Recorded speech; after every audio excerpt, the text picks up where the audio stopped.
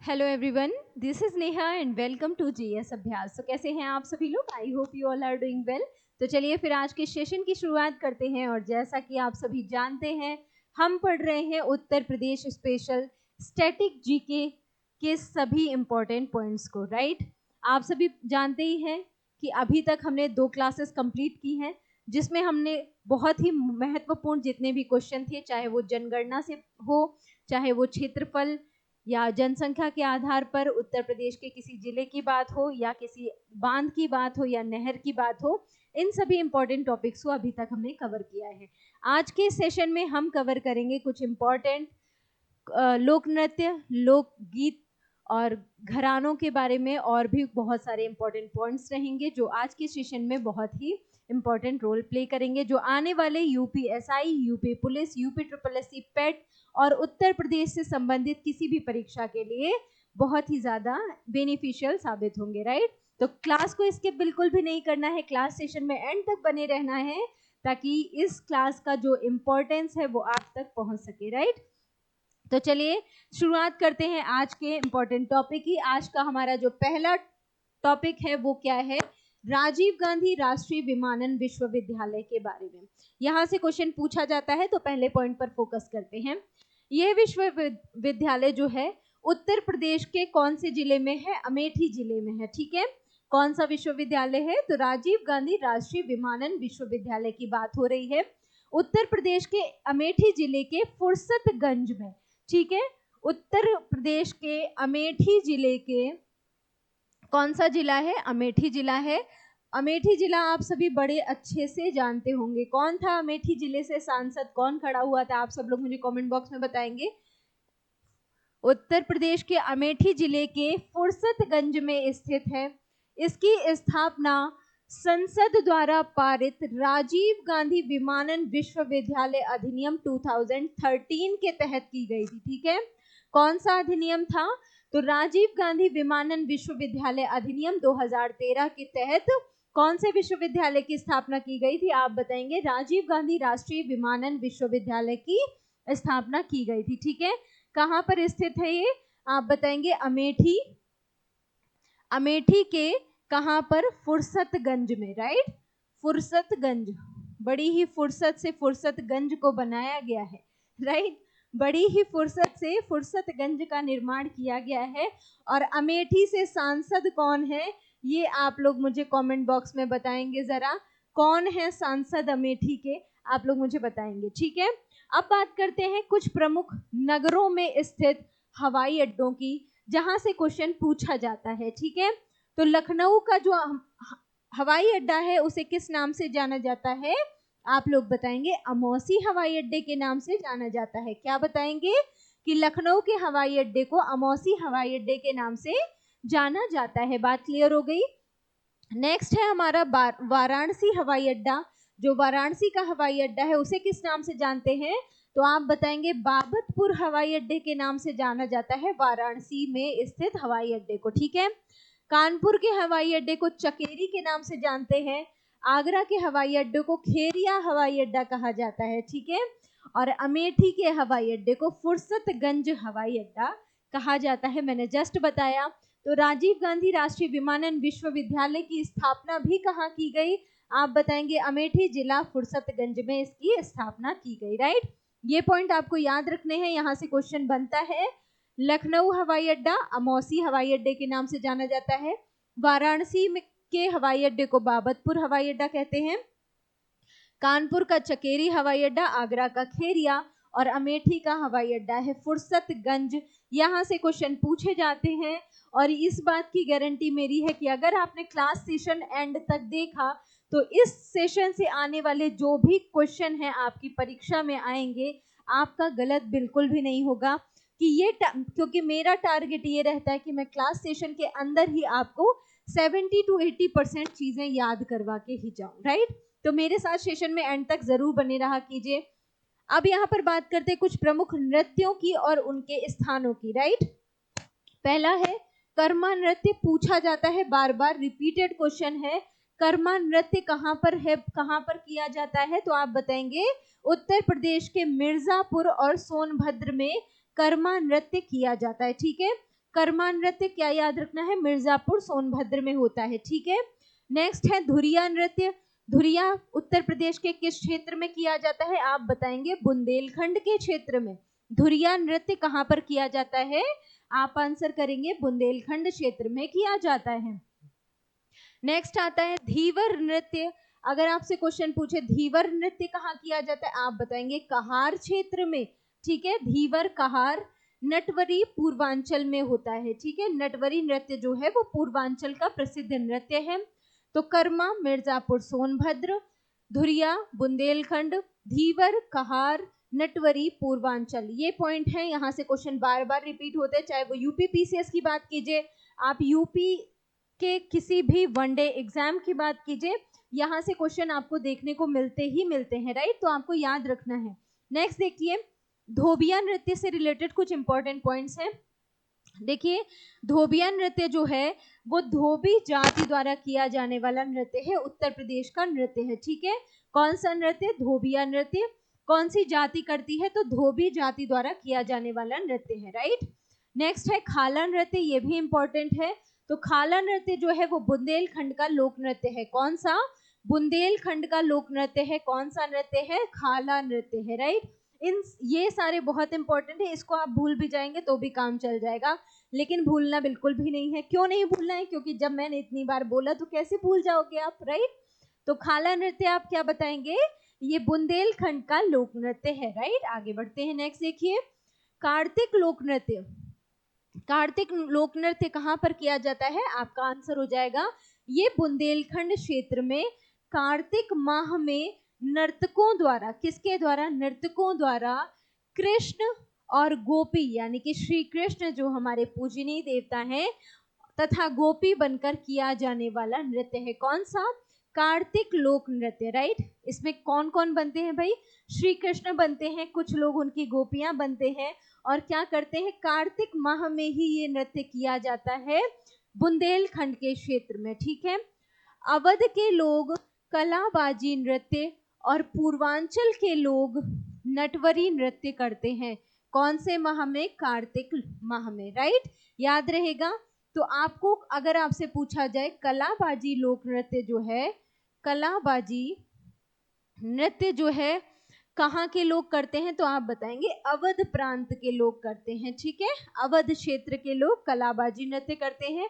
और वहीं अगर आपसे नटवरी नृत्य के बारे में पूछा जाए, नटवरी नृत्य कौन से क्षेत्र के लोग करते हैं, तो आप बताएंगे पूर्वांचल में नटवरी नृत्य प्रसिद्ध है। बात क्लियर होगी। नेक्स्ट देखिए राई नृत्य पूछ रहा है, राई नृत्य कहाँ पर होता है, आप बताएंगे उत्तर प्रदेश के बुंदेलखंड क्षेत्र में किया जाता है। किसके द्वारा, महिलाओं के द्वारा, ठीक है। राई नृत्य उत्तर प्रदेश के बुंदेलखंड क्षेत्र में महिलाओं के द्वारा कब किया जाता है, ये भी इंपॉर्टेंट है।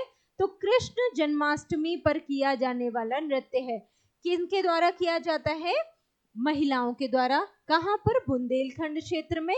और कब किया जाता है, तो कृष्ण जन्माष्टमी के अवसर पर किया जाता है। और क्या करते हैं भाई, मयूर नृत्य करते हैं, ठीक है। यही क्या है किया जाने वाला, ये एक तरह से मयूर नृत्य है। मयूर के पंख मतलब मोर के पंख लगाकर ऐसे ऐसे करते हैं ना, वो वाला डांस अगर आप लोगों ने देखा हो वो लोक नृत्य है, इसी को कहते हैं राई नृत्य, राइट।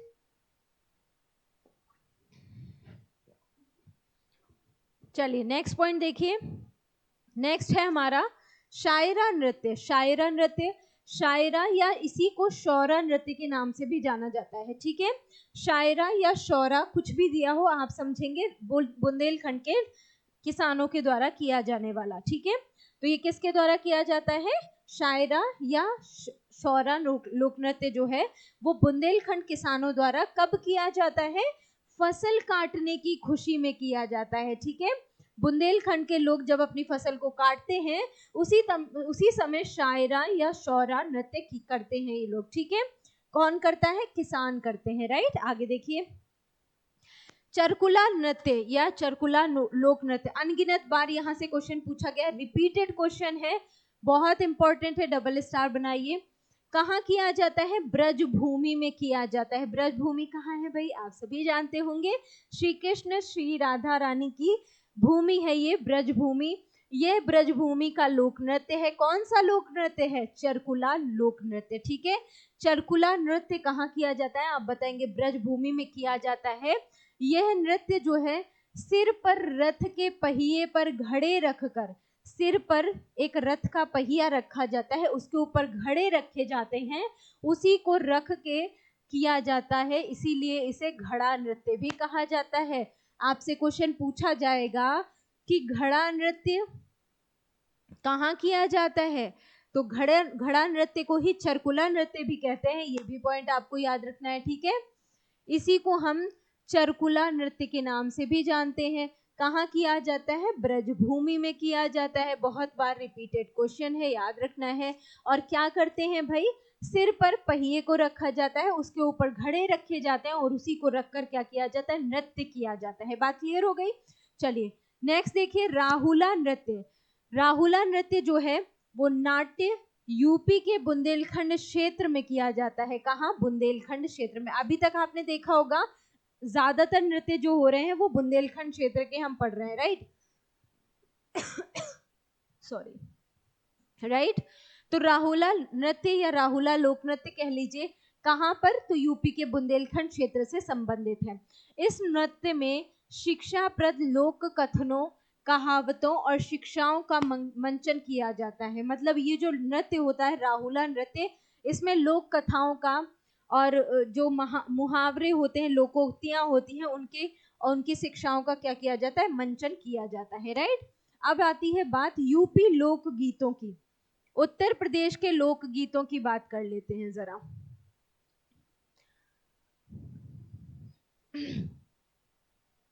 चलिए देखते हैं उत्तर प्रदेश लोकगीत कौन कौन से हैं, यहां से क्वेश्चन पूछा जाता है। ठीक है, पहला पॉइंट है बिरहा लोक नृत्य, कजरी, रसिया यूपी के क्या है? लोक गीत है। लोक नृत्य मैंने बोल दिया हो तो लोक गीत याद रखना है आपको। लोक गीत है, क्या क्या है? बिरहा, बिरहा, कजरी, ठीक है, और क्या? रसिया। ये सभी क्या है? लोक गीत है, राइट, लोक गीत है। जबकि ढोला मारू जो है वो कहाँ का है? राजस्थान का लोकगीत है। ठीक है, अगर आपसे क्वेश्चन पूछा जाए बिरहा, कजरी या रसिया कहाँ के लोक नृत्य हैं, तो आप बताएंगे उत्तर प्रदेश के लोक नृत्य नहीं, लोकगीत है। कहाँ के लोकगीत हैं? आप बताएंगे उत्तर प्रदेश के लोकगीत हैं, राइट। अगर आपसे पूछा जाए ढोला मारू कहाँ का लोकगीत है, तो आप क्या बताएंगे? ढोला मारू राजस्थान का लोकगीत है। कहाँ का लोकगीत है? तो आप बताएंगे राजस्थान का लोकगीत है। ठीक है, बिरहा जो है वो पूर्वांचल की प्रसिद्ध लोक गायन परंपरा है। बिरहा कहाँ पर होता है? तो बिरहा आप बताएंगे पूर्वांचल में, जिसमें गायक द्वारा भोजपुरी भाषा में स्थानीय क्षेत्र के घटी किसी घटना का वृत्तांत गीत रूप में गाया जाता है। क्या होता है भाई? सिंपल सी एक लैंग्वेज ये समझिए कि किसी भी क्षेत्र में कोई घटना घटी हो, उसी घटना को लोक गीत के रूप में गाकर क्या करते हैं ये लोग? वृत्तांत करते हैं, मतलब उसका वर्णन करते हैं। कहाँ पर? बिरहा पूर्वांचल की प्रसिद्ध क्या है? लोक गीत है। बिरहा जो है वो कहाँ पर किया जाता है? पूर्वांचल में किया जाता है, जिसमें एक गायक जो होता है वो भोजपुरी भाषा का यूज करके वहां पर घटी हुई घटनाओं को क्या करता है? वर्णन करता है। बात क्लियर हो गई? चलिए नेक्स्ट पॉइंट देखिए जरा, एक सेकेंड का टाइम देंगे आप लोग मुझे? ओके, नेक्स्ट देखिए जरा, रसिया के बारे में बात कर लेते हैं। रसिया जो लोकगीत है वो ब्रजभूमि की प्रसिद्ध लोक गायन परंपरा है। रसिया कहाँ की है? ब्रजभूमि की है। जबकि कजरी सावन के महीने में, अब कजरी की बात हो रही है, कजरी जो है वो सावन के महीने में गाया जाने वाला पूर्वांचल क्षेत्र का मधुर लोकगीत है। अगर रसिया की बात की जाए तो आप बताएंगे रसिया कहाँ गाया जाता है? ब्रजभूमि में गाया जाता है। अगर कजरी कहाँ पूछा जाएगा तो आप बताएंगे पूर्वांचल क्षेत्र में गाया जाने वाला लोकगीत है, जिसे मुख्यतः महिलाओं के द्वारा गाया जाता है। तो आपको क्या क्या पॉइंट याद रखने हैं? ढोला मारू कहाँ का है? राजस्थान का है। बिरहा, कजरी, रसिया, चलिए एक पॉइंट यहाँ नोट कीजिए। बिरहा, कजरी और रसिया, ठीक है। ढोला मारू, क्या बताया? ढोला मारू कहाँ का है? राजस्थान का लोकगीत है। ये सभी क्या है? लोकगीत है, ठीक है। ये सभी क्या है? तो लोक गीत है, राइट। बिरहा, कजरी, कजरी कहाँ का मैंने बताया? पूर्वांचल क्षेत्र में, ठीक है। पूर्वांचल क्षेत्र में महिलाओं के द्वारा गाया जाता है। रसिया आप क्या बताएंगे? ब्रजभूमि में गाया जाने वाला है, ठीक है। मैंने आपको बताया रसिया ब्रजभूमि का प्रसिद्ध लोकगीत है। कजरी पूर्वांचल क्षेत्र में गाया जाता है, ठीक है। बिरहा, कजरी ये सब क्या है? उत्तर प्रदेश के हैं। और बिरहा को भी आप नोट कर लेंगे, बिरहा भी जो है वो भी कहां पर है? पूर्वांचल क्षेत्र में।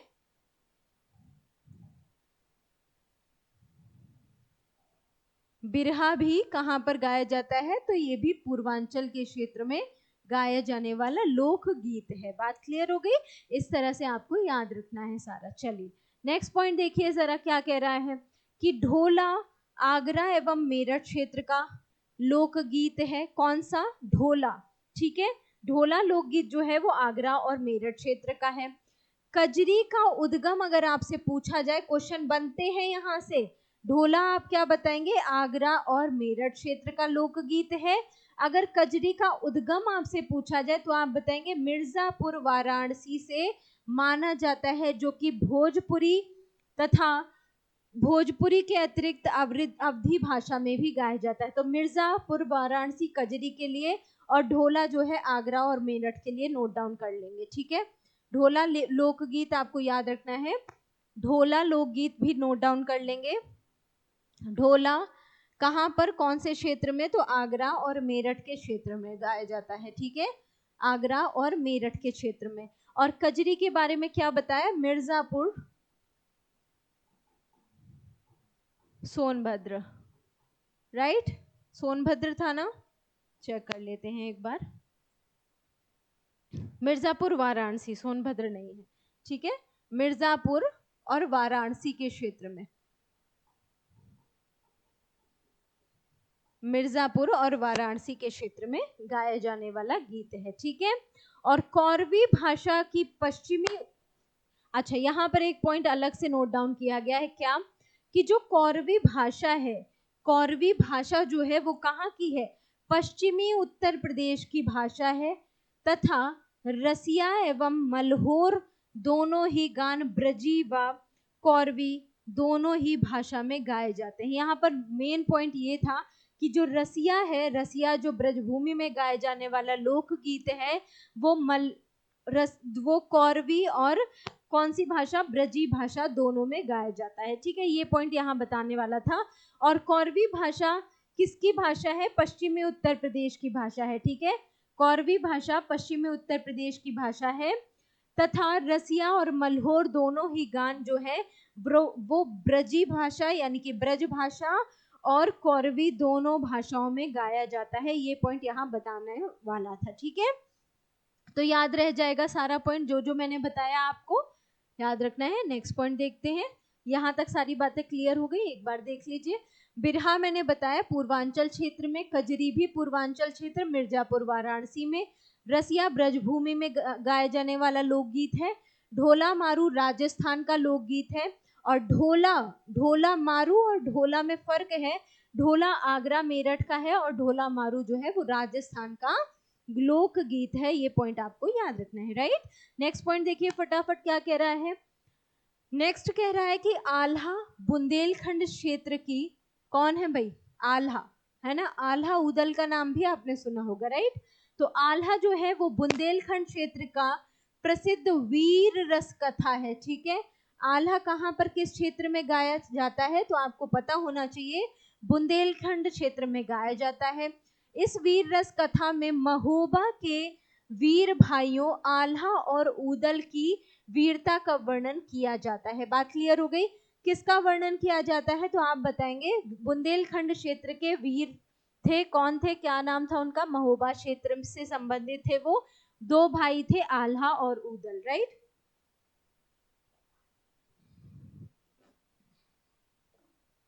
उनकी वीरता का क्या किया जाता है, वर्णन किया जाता है, किसमें, आल्हा गाकर। ठीक है, आल्हा गाकर किया जाता है। आल्हा किस क्षेत्र में प्रसिद्ध है, आप बताएंगे बुंदेलखंड के क्षेत्र में। अब कुछ लोक संगीत हैं और उनका स्थान है, जरा देख लीजिए, जहां से क्वेश्चन बनता है, इंपॉर्टेंट है आपके लिए। देवा जो लोक संगीत है कहाँ का, देवा बाराबंकी। यहीं पर एक मेला भी लगता है, देवा शरीफ मेला, यहां से भी क्वेश्चन पूछा जाता है। ठीक है, देवा शरीफ मेला लगता है, कहाँ पर लगता है, बाराबंकी में ही लगता है। ठीक है, बाराबंकी में लगता है देवा शरीफ मेला, ये आपको याद रखना है, राइट। बाराबंकी में प्रसिद्ध है देवा शरीफ मेला, पूछा जाता है क्वेश्चन। देवा जो लोक संगीत है कहाँ गाया जाता है, आप बताएंगे, बाराबंकी में होता है। लोक संगीत कहाँ का है, बाराबंकी का। आल्हा, आल्हा कहाँ का है, आप बताएंगे, महोबा, आल्हा महोबा। कर्मा कहाँ का है, सोनभद्र मिर्जापुर कर्मा, मैं पहले भी बता चुकी हूँ कर्मा के बारे में। कजरी कहाँ का है, मिर्जापुर का। बिरहा कहाँ गाया जाता है, आप बताएंगे, मिर्जापुर और बनारस, मिर्जापुर वाराणसी। होली कहाँ की फेमस है, आप सभी जानते हैं, ब्रज की होली फेमस है। कृष्ण भगवान फूलों की होली खेलते थे, गुलाल की होली खेलते थे गोपियों के साथ, राइट। तो वही होली है, कहाँ की फेमस है, आप बताएंगे, ब्रज क्षेत्र की होली फेमस है। अगर आपसे पूछा जाए नौटंकी कहाँ खेली जाती है, आप बताएंगे हाथरस क्षेत्र में क्या होता है, लोक संगीत है नौटंकी। ठीक है, चैती कहाँ पर, आप बताएंगे, अवध और भोजपुरी क्षेत्र में चैती लोक संगीत के रूप में प्रसिद्ध है। तो याद रह जाएगा, देवा बाराबंकी, आल्हा महोबा, कर्मा सोनभद्र मिर्जापुर, कजरी मिर्जापुर, बिरहा मिर्जापुर बनारस, होली ब्रज क्षेत्र, नौटंकी हाथरस, चैती अवध और भोजपुरी क्षेत्र में प्रसिद्ध लोक संगीत है। बात क्लियर है, आगे बढ़ते हैं। नेक्स्ट पॉइंट देखिए जरा, लठमार होली, क्वेश्चन है लठमार होली कहाँ मनाई जाती है। तो आप सभी जानते हैं किस क्षेत्र की फेमस है, अब ब्रज क्षेत्र की, यानी कि बरसाने की लठमार होली फेमस है, कृष्ण जी के यहाँ की, है ना, राधा रानी के यहाँ की। कृष्ण जी नहीं, कृष्ण जी तो मथुरा से संबंधित थे, राधा रानी थी बरसाने की, राधा रानी के क्षेत्र से संबंधित है लठमार होली। ठीक है, तो लठमार होली का संबंध बरसाना से है।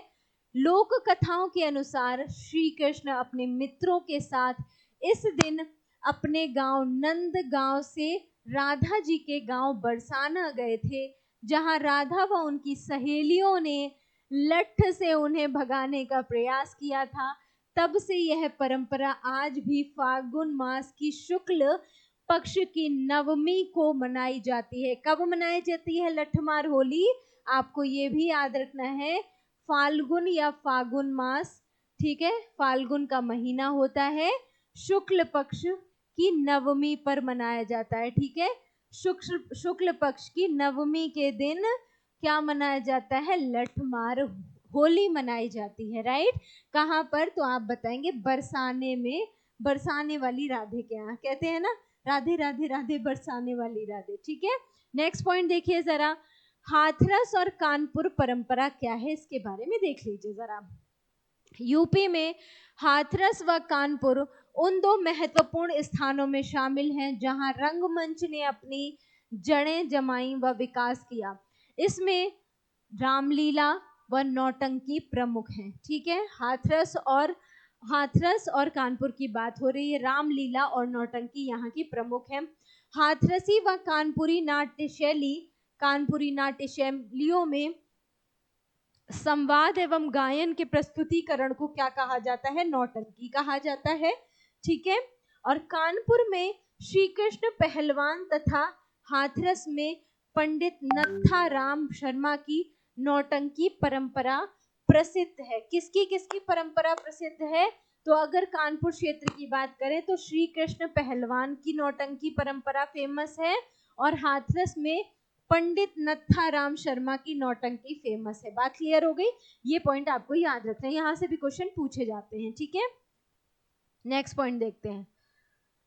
नेक्स्ट पॉइंट कह रहा है बनारस घराने के बारे में। बनारस घराना, अब यहाँ से घरानों से क्वेश्चन आप सभी जानते होंगे, घरानों से भी क्वेश्चन पूछे जाते हैं।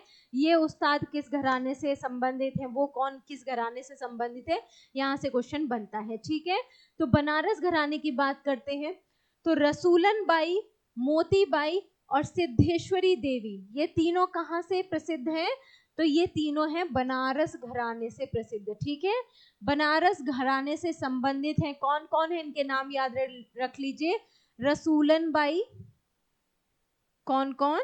पहला नाम हो गया आपके पास रसूलन बाई, दूसरा नाम हो गया आपके पास मोती बाई, मोती बाई, और तीसरा नाम हो गया सिद्धेश्वरी देवी। राइट, सिद्धेश्वरी देवी, इन तीनों के नाम आपको याद रखने हैं। और ये तीनों का किस घराने से संबंधित है, क्वेश्चन पूछा जाता है, आप बताएंगे ये सभी हैं बनारस घराने से संबंधित। कौन सा घराना? तो बताएंगे बनारस घराना से संबंधित है। ठीक है, इस घराने के गायक ख्याल के साथ ठुमरी, टप्पा, कजरी, चैती, भजन और गजल व ध्रुपद धमार के गायन में परंपरागत पारंगत होते हैं। राइट, इस जो बनारस घराने के लोग हैं, जो बनारस घराने के गायक हैं, वो ख्याल के साथ साथ ये क्या है, ये सब क्या है, ये गायन की परंपराएं हैं। ठीक है, गायन शैलियां हैं जो बताई जा रही हैं। ठीक है, तो इनको नोट डाउन कर लेंगे आप, एक सेकंड दीजिए मुझे। ये सभी क्या है, गायन शैलियां हैं। तो ये कौन सी गायन शैलियों में पारंगत हैं? गायन शैलियां कौन कौन सी हैं भाई, आपको याद रखना है। ख्याल, टप्पा, ठुमरी, ठीक है, ध्रुपद, कजरी, ध्रुपद, और कौन कौन सी है, गजल, चेती, गजल। राइट, यहां से क्वेश्चन पूछे जाते हैं, इंपॉर्टेंट है आपके लिए। ठीक है, भजन, धमार। राइट, ये सभी शैलियां हैं जिनमें ये पारंगत हैं ये लोग। ठीक है, इन शैलियों में बनारस घराने के जो लोग हैं वो क्या है, पारंगत हैं, गायक जो हैं। ठीक है, ये सभी क्या है, तो ये सब गायक हैं, इनके नाम याद रखने हैं आप, पूछा जाता है। रसूलन बाई, मोती बाई और सिद्धेश्वरी देवी कहाँ से संबंधित है, आप बताएंगे बनारस घराने से। कौन सी शैलियों में ये पारंगत हैं? तो ख्याल, टप्पा, ठुमरी, कजरी, ध्रुपद, चेती, गजल, भजन, धमार, इन सब क्या है, ये सब, इन सब शैलियों में ये लोग क्या है, पारंगत हैं। ठीक है, कुछ प्रमुख व्यक्ति हैं और उनका संबंध किससे है, इनसे भी क्वेश्चन पूछा जाता है, तो ये भी आपके लिए इंपॉर्टेंट है। तो पहला नाम देखिए, लच्छू महाराज, किससे संबंधित है, आप बताएंगे कथक से संबंधित है। ठीक है, कथक से संबंधित है। और कथक कहाँ का लोक नृत्य है, यहां से भी क्वेश्चन पूछा जाता है। कथक कहाँ का है भाई, कथक जो है आप बताएंगे कहाँ का सांस्कृतिक नृत्य है, सांस्कृतिक नृत्य कहिए, लोक नृत्य ना कहिए। कथक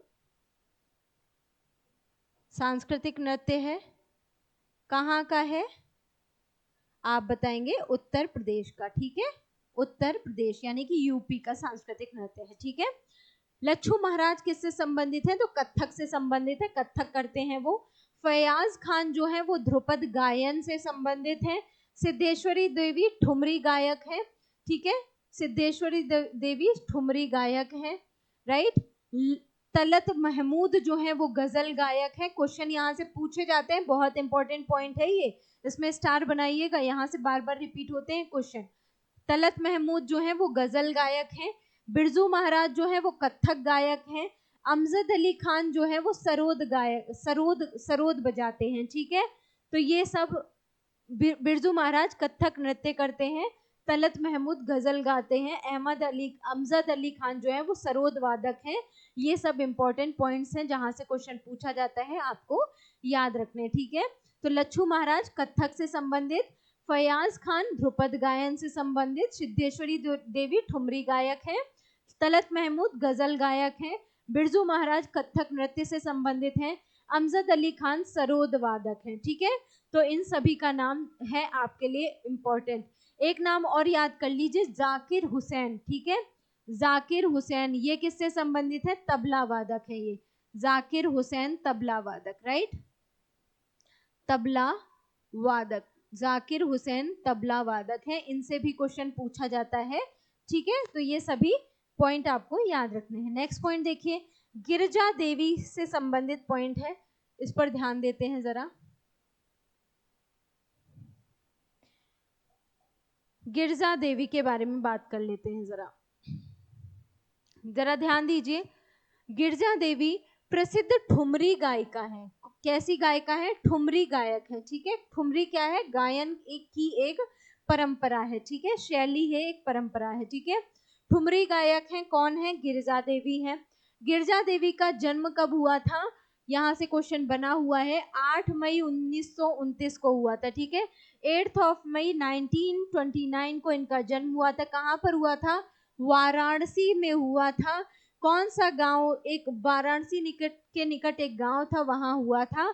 और ये कौन से संगीत घराने से संबंधित है? तो आप बताएंगे बनारस घराने से संबंधित है। गिरिजा देवी ठुमरी गायक हैं। इनसे रिलेटेड सारे पॉइंट आप नोट कर लीजिए, क्योंकि ये कई बार रिपीट हुआ क्वेश्चन है, ठीक है। गिरिजा देवी किस घराने से संबंधित है? आपको याद रखना है, बनारस घराने से संबंधित है। कौन सा घराना? बनारस घराना। कौन सी गायक है? तो आप बताएंगे ठुमरी गायक है, ठुमरी गायन करती हैं ये, ठीक है, ठुमरी गायक है। इनका जन्म कब हुआ था? आप बताएंगे कहाँ हुआ था? वाराणसी में हुआ था, ठीक है, वाराणसी में हुआ था। कब? 1929 यानी कि 1929 में हुआ था, ठीक है। अब 24 अक्टूबर 2017 को इनका निधन हो गया था। यहाँ से भी क्वेश्चन जरूरी है आपके लिए। 88 वर्ष की अवस्था में कोलकाता में क्या हुआ था? इनका देहांत हो गया था, मृत्यु हो चुकी है इनकी। अब यहाँ से एक क्वेश्चन और जरूरी है, क्या कि इनको पद्मश्री से सम्मानित कब किया गया था, ठीक है। पद्मश्री से कब सम्मानित किया गया था? 1972 में। 1972 में इन्हें पद्मश्री से सम्मानित किया गया। पद्म भूषण से सम्मानित 1989 में किया गया, ठीक है। यहाँ से सबसे क्वेश्चन पूछा जाता है, पद्म भूषण से कब सम्मानित किया गया? आपको याद रखना है 1989 में पद्म भूषण से सम्मानित किया गया। और इन्हें 2016 में पद्म विभूषण से भी सम्मानित किया गया, ये भी आपके लिए इम्पोर्टेंट है। तो तीनों पद्म पुरस्कारों से इन्हें सम्मानित किया जा चुका है। सबसे बड़ा होता है पद्म विभूषण, फिर होता है पद्म भूषण, फिर होता है पद्मश्री, ठीक है। तो पद्म विभूषण से इन्हें 2016 में सम्मानित किया गया। ये सभी इंपॉर्टेंट पॉइंट्स हैं गिरजा देवी से, यहाँ से क्वेश्चन पूछा जाता है, इंपॉर्टेंट है। संगीत नाटक अकादमी सम्मान इनको कब मिला? 1971 में भी इनको संगीत नाटक अकादमी अवार्ड से भी सम्मानित किया गया था। ये भी पॉइंट आपको नोट डाउन कर लेना है, ठीक है। क्या पॉइंट है कि 1971 में 1971 में इन्हें संगीत नाटक अकादमी पुरस्कार सम्मान से भी सम्मानित किया गया था। कौन सा था? संगीत नाटक अकादमी सम्मान, ठीक है, इससे भी इन्हें सम्मानित किया गया था। कब? 1971 में। तो गिरिजा देवी के बारे में ये सारे पॉइंट आपको याद रखने हैं। 88 वर्ष की उम्र में क्या हो गया? इनका निधन हो गया। 88 वर्ष की उम्र में निधन हो गया। कब? कौन सा वर्ष था? तो 2017 में। कहाँ पर इनका निधन हुआ? तो कलकत्ता में इनका निधन हो गया। ये सारे पॉइंट हैं आपके लिए इम्पोर्टेंट, ठीक है। कोलकाता में निधन हो गया, ठीक है, देहांत हो गया या निधन हो गया, जो भी कह लीजिए। तो ये है ठुमरी गायक, कौन? गिरजा देवी, जिनसे ये सारे पॉइंट क्वेश्चन बन सकते हैं, आपको याद रखना है। नेक्स्ट पॉइंट देखिए फटाफट क्या कह रहा है।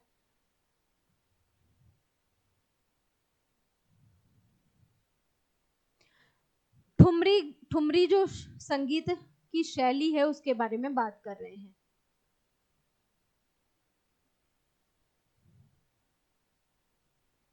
चलिए ध्यान दीजिए जरा, ठुमरी शैली के बारे में बात कर रहे हैं। यह जो है वो भारतीय संगीत की एक गायन शैली है, मैंने आपको पहले ही बता दिया। इसकी उत्पत्ति कहाँ से हुई? लखनऊ के नवाब वाजिद अली शाह के दरबार से मानी जाती है। अगर आपसे पूछा जाए ठुमरी जो संगीत की शैली है, गायन संगीत गायन शैली है, इसकी उत्पत्ति कहाँ से हुई, तो आप बताएंगे लखनऊ के एक नवाब थे वाजिद अली शाह, उन्हीं के दरबार से इसकी उत्पत्ति मानी जाती है। ठीक है, नवाब वाजिद अली शाह के संरक्षण में लखनऊ ठुमरी की शान, ठीक है, लखनऊ ठुमरी की शान व लोकप्रियता अपने उच्चतम स्तर पर थी। ठुमरी की विशेषता थिरकते ताले हैं, ठीक है, ताले हैं, खमाज, काफी, पीलू, गारा, तिलंग, भैरवी आदि ठुमरी के राग हैं। ठुमरी के रागों से भी क्वेश्चन पूछा जाता है। अगर आपसे पूछा जाए ठुमरी के राग के बारे में तो आपको इन रागों का नाम भी पता होना चाहिए। कौन कौन से हैं आपको याद रखना है, खमाज, खमाज, काफी, कॉफी नहीं है पीने वाली, काफी है, ठीक है, पीलू, गारा, तिलंग और भैरवी, है ना। ये सभी क्या है, ये ठुमरी के राग हैं, इनसे भी क्वेश्चन पूछा जाता है। ठुमरी की रचनाएं बहुत सुगम, मधुर और आकर्षक होती हैं, ये भी आपके लिए इंपॉर्टेंट है, याद रखना है। इसमें क्या ही याद रखना है। चलो आगे बढ़ते हैं, ठुमरी के बारे में आपने जान लिया। नेक्स्ट देखिए जरा, कुछ और इंपॉर्टेंट पॉइंट्स पर ध्यान देते हैं जो जहां से क्वेश्चन बनता है। पूछा जाता है कुछ व्यक्तियों के बारे में जिनका संबंध किससे है। जैसे अभी थोड़ी देर पहले भी मैंने आपको बताया था, अब यहाँ पर कुछ और व्यक्तियों का नाम देख लीजिए। उस्ताद विलायत खान किससे संबंधित हैं, तो ये सितार वादक हैं, ठीक है, सितार बजाते हैं कौन, उस्ताद विलायत खान, नाम याद रखेंगे। सितार वादक है कौन है, उस्ताद विलायत खान। नेक्स्ट नाम है आपका मास्टर फिदा हुसैन नाज। मास्टर फिदा हुसैन नाज किससे संबंधित है, हिंदी रंगमंच से संबंधित है। कौन है, मास्टर फिदा हुसैन नाज, ठीक है। सितारा देवी किससे संबंधित है, मैंने आपको बताया कथक से संबंधित है सितारा देवी। जतिन भट्टाचार्य किससे संबंधित है, तो ये सरोद वादक हैं जतिन भट्टाचार्य। ये सारे क्वेश्चन पूछे गए हैं, ये PYQs हैं जो मैंने सीधे सीधे मेंशन कर दिए हैं यहाँ पर। ये सभी क्वेश्चन पूछे जा चुके हैं प्रीवियस ईयर पेपर्स में, इंपॉर्टेंट है, इनको एज इट इज आपको याद कर लेना है। कहीं से भी क्वेश्चन कुछ भी पूछा जा सकता है, ठीक है। कुछ प्रमुख गायक हैं, उनकी गायन शैली की या विधा के बारे में क्वेश्चन पूछा जाता है, जरा देख लीजिए। राजन साजन मिश्र, राजन साजन मिश्र किससे संबंधित हैं, ध्रुपद और टप्पा शैली से, ठीक है, ध्रुपद और टप्पा शैली से संबंधित है राजन साजन मिश्र बंधु, ठीक है। ताज बेगम जो है वो ठुमरी और टप्पा शैली से संबंधित है। कौन, ताज बेगम, ठीक है, इनका नाम भी आपको याद रखना है। ताज बेगम ठुमरी और टप्पा शैली से संबंधित है।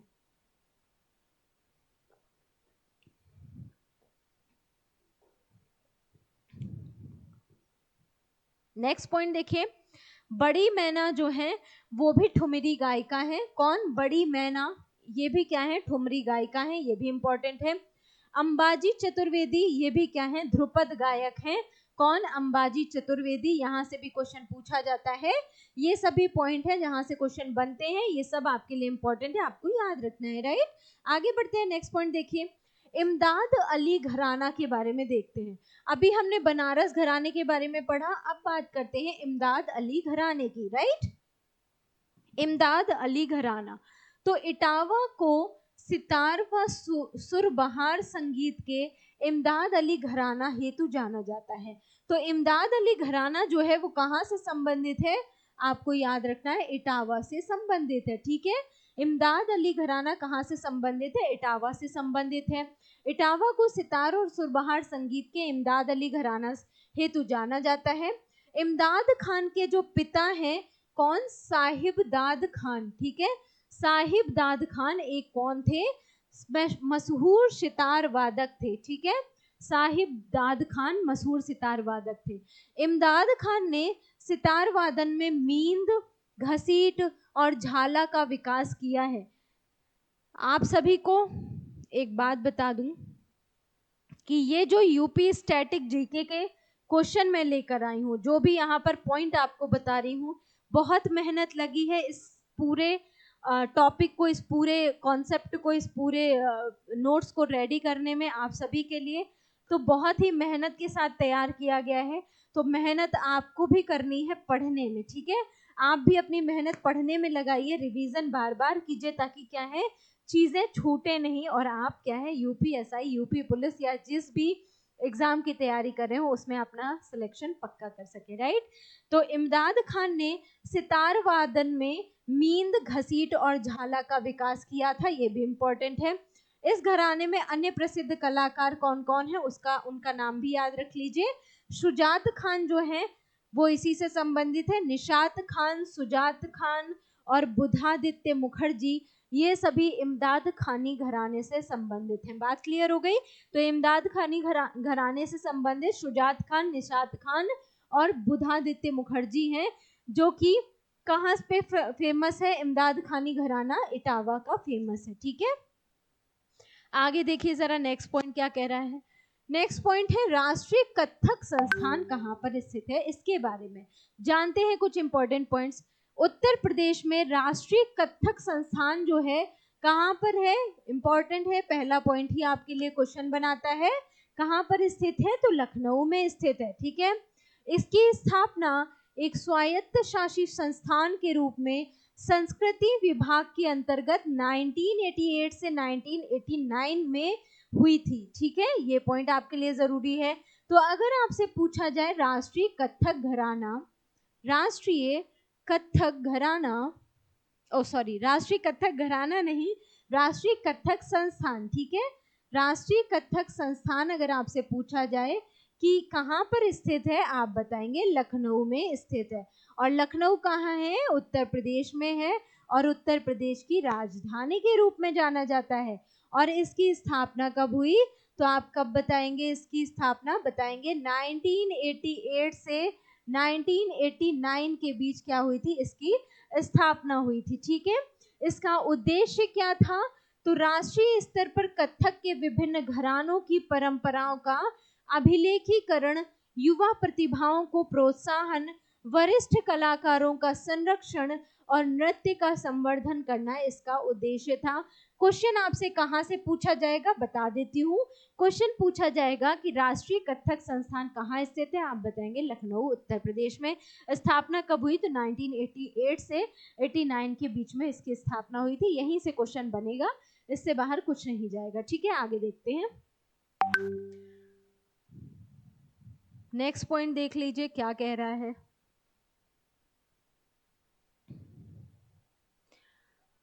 अब बात करते हैं उत्तर मध्य क्षेत्र सांस्कृतिक केंद्र की। यहां से क्वेश्चन पूछा जाता है। अगर आपसे पूछा जाए उत्तर मध्य क्षेत्र सांस्कृतिक केंद्र कहाँ स्थित है उत्तर प्रदेश का, आप बताएंगे उत्तर प्रदेश का उत्तर मध्य क्षेत्र सांस्कृतिक केंद्र जो है वो प्रयागराज में स्थित है। कहाँ स्थित है, प्रयागराज, यानी कि जिसे हम इलाहाबाद के नाम से जानते थे वहीं पर स्थित है। जिसकी स्थापना कब हुई, 1986 में इसकी स्थापना हुई। इंपॉर्टेंट है, कई बार यहाँ से क्वेश्चन रिपीट हुआ है, बार बार क्वेश्चन यहाँ से पूछा जाता है, इंपॉर्टेंट है, आप सभी को ये पॉइंट याद रखना है, राइट। 1 सेकंड का टाइम देंगे आप लोग मुझे।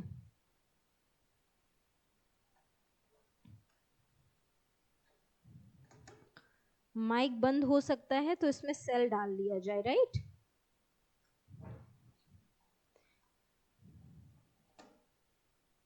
पता चले हम क्लास पढ़ रहे हैं और बीच में हमारी क्लास ही बंद हो गई है।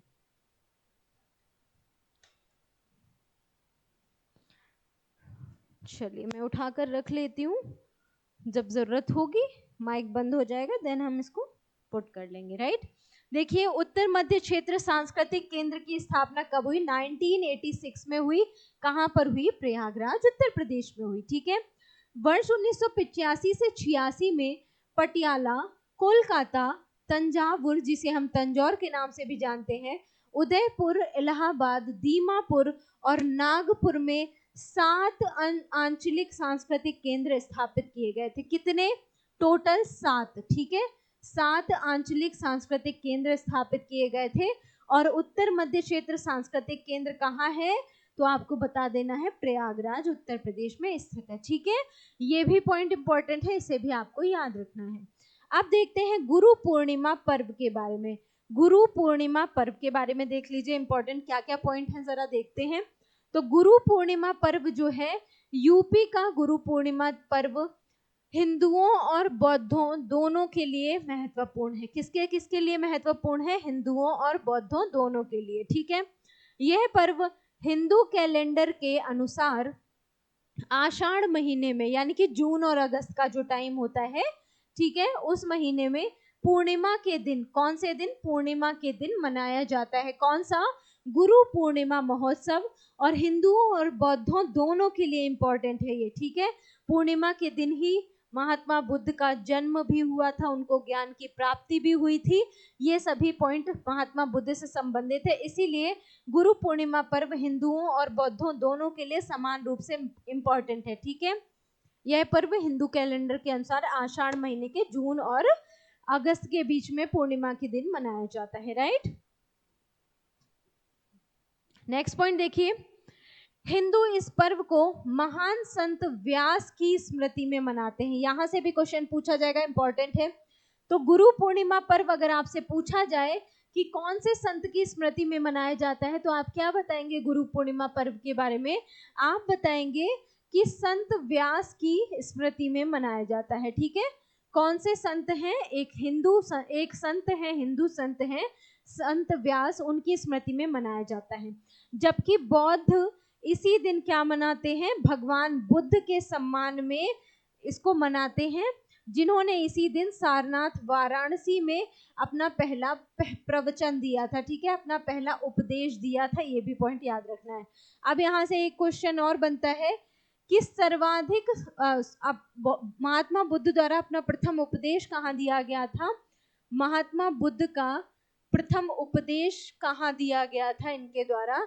तो आपको याद रखना है, प्रथम उपदेश इन्होंने सारनाथ में दिया था। ठीक है, कहाँ दिया था? सारनाथ में दिया था, जिसे हम ऋषिपत्तन के नाम से भी जानते हैं, जिसका पूर्व नाम क्या था? ऋषिपत्तन था। सारनाथ को ही ऋषिपत्तन के नाम से जाना जाता था। ठीक है, ये पॉइंट भी आपको याद रखना है। तो गुरु पूर्णिमा पर्व संत व्यास और महात्मा बुद्ध के पहली बार सारनाथ वाराणसी में उपदेश देने से संबंधित है, ये पॉइंट आपको याद रखना है। ठीक है, तो याद रह जाएगा। आगे बढ़ते हैं, नेक्स्ट पॉइंट देखिए क्या कह रहा है। मुड़िया पूर्णिमा पर्व, मुड़िया पूर्णिमा मेला। ठीक है, यहां से क्वेश्चन पूछा जाता है, मुड़िया पूर्णिमा मेला से क्वेश्चन पूछा जाता है। सुबह से क्लास लेते लेते गला ड्राई हो जाता है भाई, समझा करो। ऐसे मत सोचना कि अरे मैम आप क्लास कम पढ़ाती हो, पानी ज्यादा पीती हो, है ना। बोलते बोलते बराबर बोलते बोलते गला हो जाता है एकदम ड्राई। ठीक है, तो हम पर भी थोड़ी सी आप लोग दया बनाए रखा कीजिए। राइट, चलिए आगे बढ़ते हैं।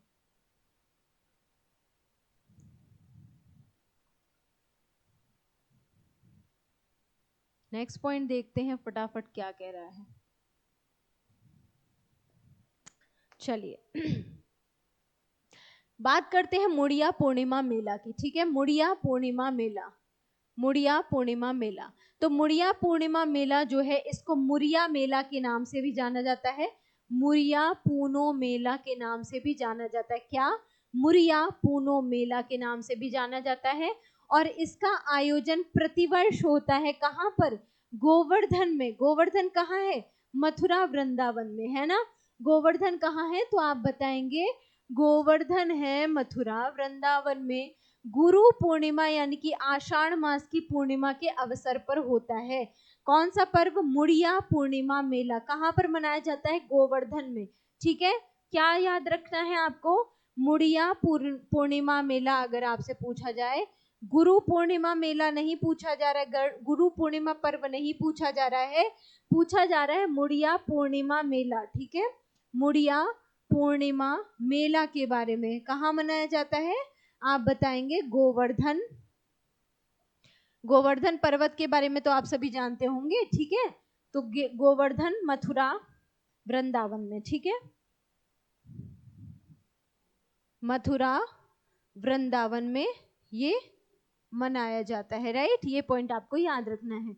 चलिए, कौशाम्बी किस लिए फेमस है इस पर भी बात कर लेते हैं, इंपॉर्टेंट है, यहाँ से भी क्वेश्चन पूछा जाता है। यूपी में कौशाम्बी जैन और बौद्ध धर्म दोनों के लिए प्रसिद्ध तीर्थ स्थल है।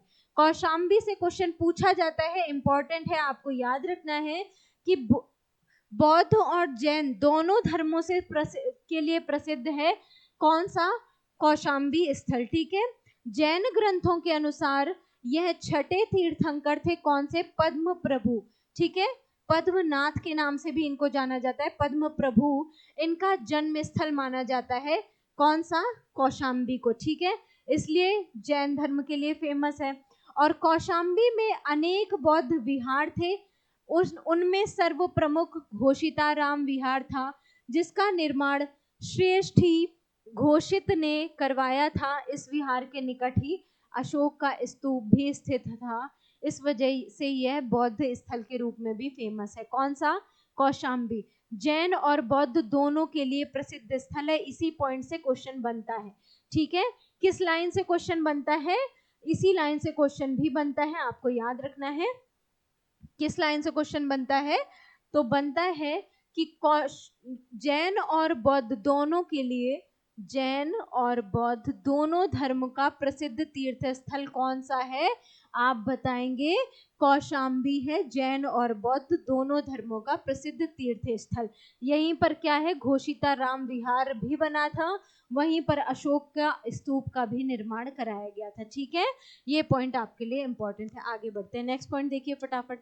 देवा शरीफ मेला, मैंने आपको इससे पहले भी बताया, देवा कहाँ का लोक संगीत था, तो बाराबंकी का था।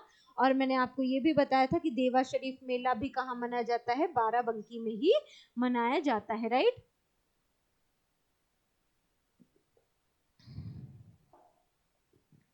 नेक्स्ट पॉइंट देखिए जरा, देवा शरीफ बाराबंकी में, ठीक है। प्रसिद्ध सूफी संत थे हाजी वारिस अली शाह, कौन थे, हाजी वारिस अली शाह। कौन से संत थे, प्रसिद्ध सूफी संत थे, क्या नाम था, हाजी वारिस अली शाह, ठीक है। इनकी मजार पर प्रतिवर्ष देवा शरीफ बाराबंकी में एक मेला लगता है, जिसे देवा शरीफ मेले के नाम से जाना जाता है, राइट। बाराबंकी जिले में स्थित देवा में प्रसिद्ध सूफी हाजी वारिस अली शाह की मजार है, वहीं पर ये मेला लगता है, ये पॉइंट इंपॉर्टेंट है। उनके वार्षिक उर्स के मौके पर कार्तिक माह में एक बड़ा मेला लगता है, ये एक बहुत बड़ा मेला होता है जो वहां पर लगता है, ठीक है। कहाँ पर, बाराबंकी में, ठीक है। तो देवा शरीफ मेला बाराबंकी, और कौन से संत की मजार है, तो सूफी संत हाजी वारिस अली शाह की मजार पर यह मेला लगता है, ठीक है। प्रतिवर्ष लगता है, इंपॉर्टेंट है। नौचंदी मेला कहाँ का फेमस है, आपको याद रखना है, मेरठ, ठीक है। मेरठ का नौचंदी मेला है, फेमस है, यहाँ से क्वेश्चन बनता है। यह मेरठ के नौचंदी में लगता है। यह मेला हिंदू मुस्लिम सांप्रदायिक सौहार्द और एकता का क्या है, प्रतीक है, ठीक है। नौचंदी मैदान में जहां नवचंदी देवी का प्रसिद्ध प्राचीन मंदिर है, वहीं मंदिर के सामने ही मियाँ की दरगाह भी है, इसीलिए ये हिंदू मुस्लिम सांप्रदायिक सौहार्द और एकता का प्रतीक है। नौचंदी मेला जो कि कहाँ मनाया जाता है, मेरठ में मनाया जाता है, यहाँ से क्वेश्चन पूछा जाता है, इंपॉर्टेंट है, आपको याद रखना है, राइट। आगे बढ़ते हैं, नेक्स्ट क्वेश्चन देखिए, नेक्स्ट पॉइंट देखिए, महाकुंभ मेला। आप सभी जानते होंगे महाकुंभ मेले के दौरान क्या क्या हुआ है इस बार, है ना। इसका आयोजन प्रति 12वें वर्ष में किया जाता है। यह मेला देश के 4 स्थानों पर लगता है। कौन कौन से 4 स्थान हैं, आपको याद रखना है, प्रयागराज, ठीक है, हरिद्वार, और कहाँ होता है, हरिद्वार, उज्जैन और नासिक में, राइट। क्या बनारस में भी लगता है क्या, नहीं, बनारस में नहीं होता है, राइट, नासिक। ये 4 जगह हैं जहां पर क्या होता है, महाकुंभ का आयोजन होता है। क्वेश्चन ये भी पूछा गया था, ऑप्शन में दिया था बनारस, तो आपको पता होना चाहिए बनारस में नहीं होता है महाकुंभ। महाकुंभ का आयोजन 4 जगह होता है, प्रयागराज, हरिद्वार, उज्जैन और नासिक, उज्जैन को ही महाकाल की नगरी भी कहा जाता है, ठीक है, महाकाल की नगरी कहा जाता है, महाकाल की नगरी है उज्जैन, ठीक है, महाकाल का मंदिर है वहां पर, आप सभी जानते होंगे, ठीक है। काशी विश्वनाथ मंदिर के लिए प्रसिद्ध है बनारस, किसके लिए, एक तो BHU यानी कि हिंदू बनारस हिंदू यूनिवर्सिटी के लिए फेमस है बनारस, और किसके लिए फेमस है, काशी विश्वनाथ मंदिर के लिए भी, ठीक है, काशी विश्वनाथ मंदिर के लिए भी फेमस है कौन, बनारस, ठीक है, याद रहेगा। पारंपरिक रूप से कुंभ मेला 12वें वर्ष और अर्ध कुंभ मेले का आयोजन 6 वर्ष पर किया जाता है, ये भी इंपॉर्टेंट है आपके लिए, ठीक है। 4 स्थलों पर लगता है, प्रयागराज, हरिद्वार, उज्जैन और नासिक में, ठीक है। उत्तर प्रदेश सरकार ने कुंभ मेला को महाकुंभ तथा अर्ध कुंभ मेले को कुंभ की संज्ञा दी है, ये भी पॉइंट आपके लिए इंपॉर्टेंट है, ठीक है। जो कुंभ मेला था उसको महाकुंभ कहा जाने लगा और अर्ध कुंभ को कुंभ की श्रेणी में रखा गया है उत्तर प्रदेश सरकार के द्वारा। नेक्स्ट पॉइंट देखिए फटाफट। नेक्स्ट पॉइंट कह रहा है कुछ इंपॉर्टेंट मेले हैं और उनका स्थान की कहां पर ये मेला लगता है, यहां से क्वेश्चन पूछा जाता है, राइट। देखिए जरा ध्यान से क्या कह रहा है, कौन कौन से मेले हैं इंपॉर्टेंट है, देख लीजिए, क्वेश्चन पूछे जाते हैं यहां से। पहला पॉइंट है गोविंद साहब मेला, कौन सा है, गोविंद साहब मेला, अरे सबसे पहला मेला है गोविंद साहब मेला, कहां पर इसका आयोजन होता है आप बताएंगे, अंबेडकर नगर में गोविंद साहब मेले का आयोजन होता है। कौन सा मेला है, तो गोविंद साहब मेला है अंबेडकर नगर में। कैलाश मेला कहां पर लगता है, तो आप बताएंगे आगरा में कैलाश मेला लगता है। सैयद सालार मेला कहां पर लगता है, आप बताएंगे बहराइच में सैयद सालार मेले का आयोजन होता है। शाकुंभरी देवी मेले का आयोजन कहाँ होता है, आप बताएंगे सहारनपुर में शाकुंभरी देवी मेले का आयोजन होता है। नवचंदी मेला मैंने जस्ट आपको बताया मेरठ में लगता है, ठीक है। कालिंजर मेले का कहाँ पर होता है, बांदा में, बांदा जिला, कालिंजर मेले का आयोजन होता है, ठीक है। सोरो मेला कहाँ का फेमस है, कासगंज में लगता है, सोरो मेला कासगंज में लगता है, ठीक है। देवी पाटन मेला इंपॉर्टेंट है, ये सभी मेले इंपॉर्टेंट है, याद रखना, बलरामपुर में देवी पाटन मेले का आयोजन होता है। कामपील या कामपिल्य मेला जो लगता है वो कहाँ पर, फर्रुखाबाद में लगता है, ठीक है। ऋषि कामपिल्य थे, उन्हीं के वहां पर नाम से कामपिल्य मेले का आयोजन होता है फर्रुखाबाद में, ठीक है। बटेश्वर मेला आप सभी जानते हैं आगरा में लगता है, और एक पशु मेला भी है वो कहाँ लगता है, सोनपुर में लगता है, ठीक है। पशु मेले का आयोजन कहाँ होता है, सोनपुर में होता है, उसके बारे में बाद में बताएंगे, अभी इसके बारे में पढ़ लीजिए, ठीक है।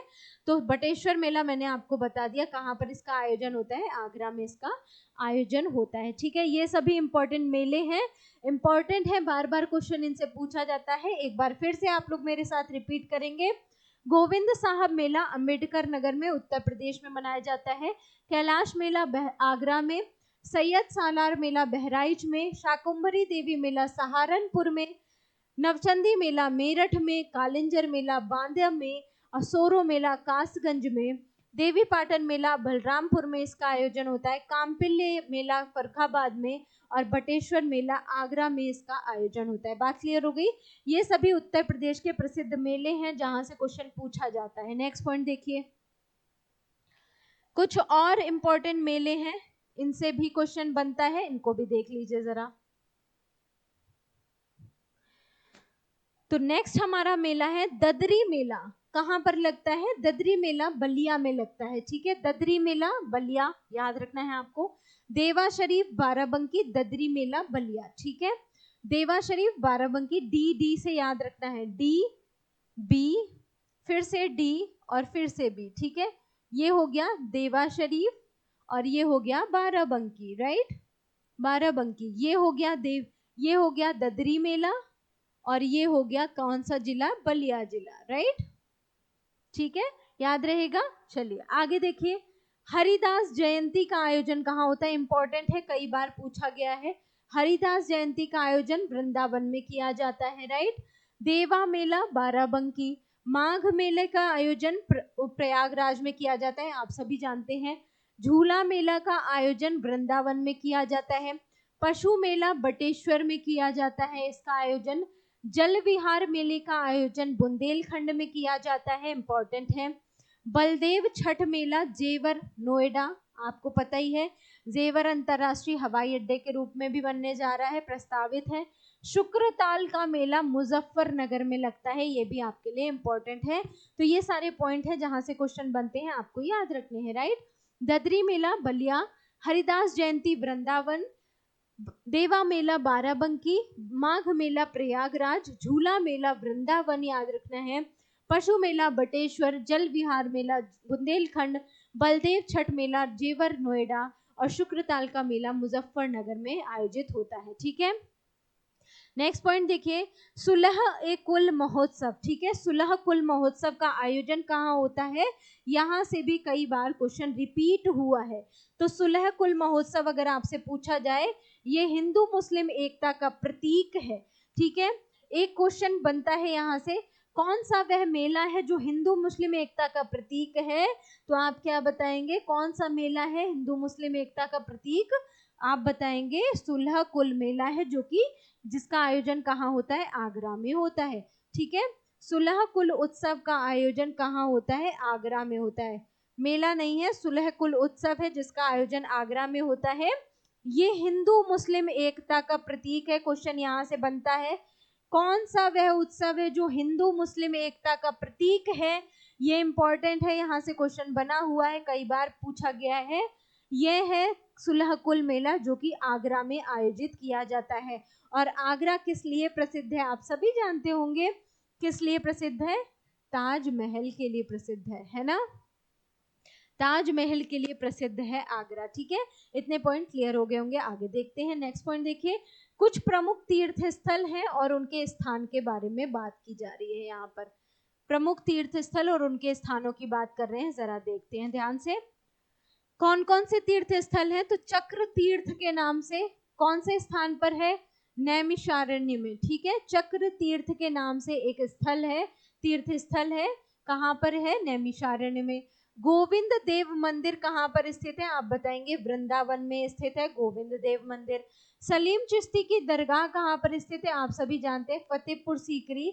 आगरा जो अकबर थे, ठीक है, अकबर जो थे उन्होंने अपनी राजधानी बनाया था किसे, फतेहपुर सीकरी को। आगरा से कुछ किलोमीटर की दूरी पर स्थित है फतेहपुर सीकरी, इसी को अकबर ने अपनी राजधानी बनाया था, ठीक है। बौद्ध और जैन मंदिर, मैंने आप सभी को बताया, बौद्ध और जैन दोनों के तीर्थ स्थल कौन सा है, तो बौद्ध और जैन तीर्थ स्थल के रूप में भी जाना जाता है कौशाम्बी को, इंपॉर्टेंट है। वृंदावन मंदिर कहाँ पर स्थित है, आप बताएंगे, मथुरा में स्थित है। जेके मंदिर कहाँ पर स्थित है, कानपुर में स्थित है, आप सभी बखूबी जानते होंगे। विश्वनाथ मंदिर वाराणसी में स्थित है, इंपॉर्टेंट है, यहाँ से क्वेश्चन पूछा जाता है। प्रमुख तीर्थ स्थल और स्थान, तो चक्र तीर्थ नैमिषारण्य में, गोविंद देव मंदिर वृंदावन में, सलीम चिश्ती की दरगाह फतेहपुर सीकरी में स्थित है, और बौद्ध और जैन मंदिर कौशाम्बी को में है, वृंदावन मंदिर मथुरा में है, जेके मंदिर कानपुर में है, और विश्वनाथ मंदिर वाराणसी में है। और कौशाम्बी को ही बौद्ध और जैन धर्म का तीर्थ स्थल कहा जाता है, ठीक है। बौद्ध और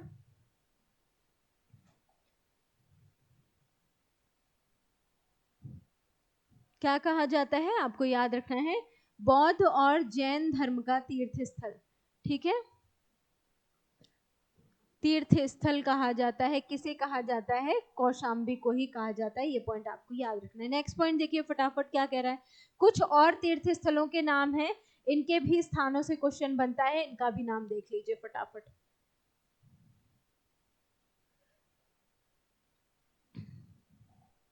चलिए देखिए, देवी पाटन मंदिर तुलसीपुर में स्थित है, कौन सा मंदिर, देवी पाटन मंदिर, कहाँ पर स्थित है, तुलसीपुर में।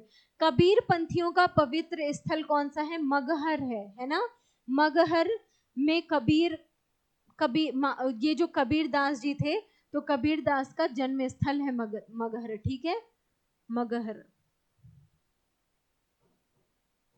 जन्म स्थान है मगहर, इसीलिए कबीर पंथियों का पवित्र स्थल किसे कहा जाता है, मगहर को ही कहा जाता है।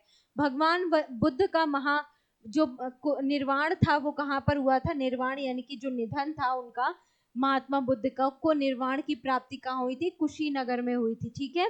हाजी वारिस अली शाह की मजार कहाँ पर स्थित है, तो मैंने आपको बताया देवा शरीफ में स्थित है। यहीं पर क्या है, देवा शरीफ मेले का आयोजन भी होता है। ठीक है। कहाँ पर, देवा शरीफ मेला कहाँ आयोजित होता है, बाराबंकी में इसका आयोजन होता है। ये भी पॉइंट आपको याद रखना है। 88,000 ऋषियों की तपस्थली किसे कहा जाता है, तो नैमिषारण्य को कहा जाता है। 88,000 ऋषियों की तपह स्थली, यहाँ से भी क्वेश्चन बनता है। ये भी पॉइंट आपके लिए इंपॉर्टेंट है, याद रखना है। ठीक है। एक बार फिर से मेरे साथ रिपीट करेंगे। देवी पाटन मंदिर कहाँ पर स्थित है, तुलसीपुर में स्थित है। कबीर पंथियों का पवित्र स्थल मगहर को कहा जाता है। भगवान बुद्ध का निर्वाण स्थल कौन सा है, कुशीनगर है। हाजी वारिस अली शाह की मजार कहाँ पर स्थित है, देवा शरीफ बाराबंकी में स्थित है। 88,000 ऋषियों की तपस्थली नैमिषारण्य को कहा जाता है। और ये सभी वो पॉइंट है जहां से क्वेश्चन बनते हैं, आपको ये सारे पॉइंट याद रखने हैं। राइट।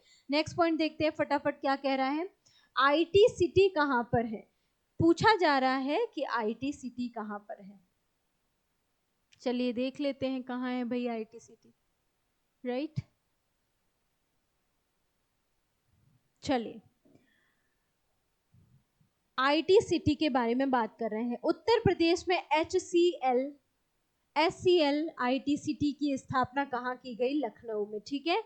SCL आईटी सिटी की स्थापना उत्तर प्रदेश में कहाँ की गई, लखनऊ में की गई। तथा Ansal IT city and powers की स्थापना ग्रेटर नोएडा में की गई है। ये दोनों ही संचालित विशेष आर्थिक क्षेत्र हैं, यानी कि स्पेशल इकोनॉमिक जोन है, SPZ का हिस्सा है। ठीक है। SPZ यानी कि स्पेशल इकोनॉमिक जोन का हिस्सा है। ठीक है। Doctor Ambedkar institute of technology and handicapped इसकी स्थापना वर्ष 1997 में कानपुर में की गई थी। ठीक है। कानपुर में इसकी स्थापना की गई थी। क्वेश्चन आपसे पूछा जाएगा, doctor Ambedkar institute of technology for handicapped की स्थापना कहाँ की गई, आप बताएंगे कानपुर में। कब की गई, तो 1997 में, 1997 में की गई थी। ठीक है। Doctor Ambedkar institute of technology for handicapped कहाँ पर, कानपुर में। कब स्थापना हुई, 1997 में, यानी कि 1997 में। राइट। तो यहाँ से अगर आईटी सिटी के रूप में पूछा जाए, तो आईटी सिटी अगर आपसे पूछ लिया जाए कि आईटी सिटी कौन है उत्तर प्रदेश की, तो दोनों का नाम याद रखना है। लखनऊ को भी आईटी सिटी कहा जाता है और ग्रेटर नोएडा को भी उत्तर प्रदेश की आईटी सिटी के रूप में जाना जाता है। दोनों ही पॉइंट आपको याद रखने हैं। उत्तर प्रदेश की आईटी सिटी है लखनऊ और ग्रेटर नोएडा। बात क्लियर हो गई। नेक्स्ट पॉइंट देखिए, धार्मिक पत्रिका थी कौन सी, कल्याण। इसके बारे में भी कुछ क्वेश्चन हैं जहां से जो पूछे जाते हैं आपसे, इनका भी नाम आपको याद रखना है। 1 सेकंड का आप टाइम देंगे, मैं थोड़ा सा माइक में सेल चेंज कर देती हूँ। राइट।